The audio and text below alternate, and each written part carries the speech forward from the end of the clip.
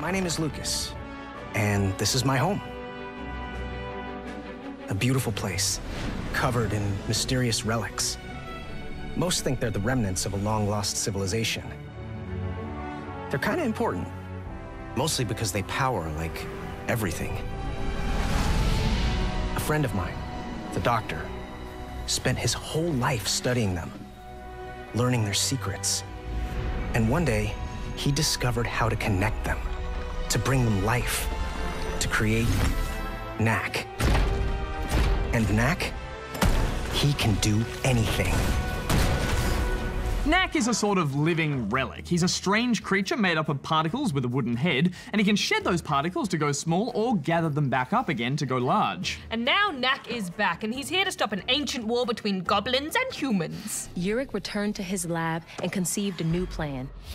He designed a control center from which to coordinate and command his forces, as well as created weapons so powerful that no human could ever stop them. In Knack 2, you don't have to play alone. That's right, this is completely playable cooperatively with a friend who plays as a Knack clone. The game begins with an epic battle sequence, where Knack and his friends defend the city of New Haven and its people from giant robots. Giant robots are my favorite robots. This invasion is just a taste of things to come. You're quickly thrown back in time 6 months earlier to begin an archaeological exploration adventure. And as you explore, fight goblins and solve puzzles, you realize that Knack 2 is a very different game to the first one. It's bigger, prettier, and full of much more interesting combat mechanics. Yeah, it's got some epic set pieces with a great variety of locations and lots of new abilities to unlock and upgrade. And best of all, player 2 can pick up a controller and join in at any time.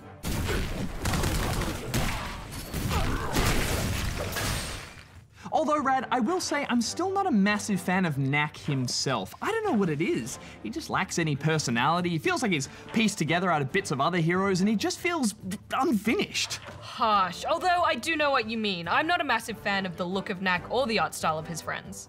But I will say they have done a better job with the story this time. Yes, it's true. Knack now has a variety of new moves to deal with enemies. Strong and light punches, belly flops, leap attacks and kicks, and as you progress through the game, the difficulty ramps up smoothly.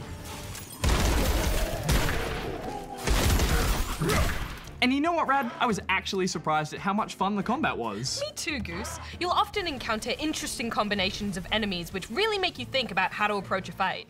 I really liked baddies with armor or shields. They need to be dealt heavy punches first before you can effectively take them out. If you look closely, you'll also notice armor falling off enemies as you attack. It's a nice visual touch to help the player understand when the enemies are most vulnerable. You'll also need to dash well to avoid attacks and close that distance. But unlike the first game, dashing isn't your only way to stay alive and fight. Now it's more a balanced part of the combat. Just another tool in your toolkit of bashy destruction. Also, I love kicking me some bad guys. Whee! Bye, buddy! There's also different Knack types now. Pick up iron, and Knack gains the ability to whip chains and conduct electricity.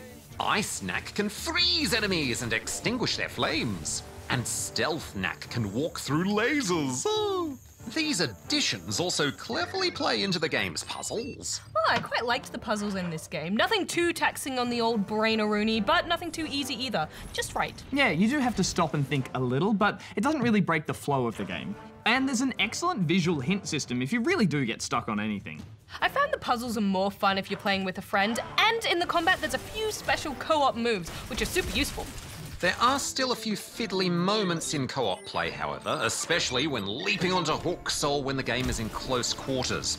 And the locked camera view makes it a little tricky at times to navigate with 2 players. Yeah, I agree, Daz. But it's not a huge problem overall, and it is well worth the addition of co-op, because it makes the game way more fun. Yeah, and you can teleport to your co-op buddy at any time. So if you're playing with a younger spawnling who might be new to games, it's the perfect way to introduce them to some fairly tricky gameplay ideas without it being too overwhelming for them.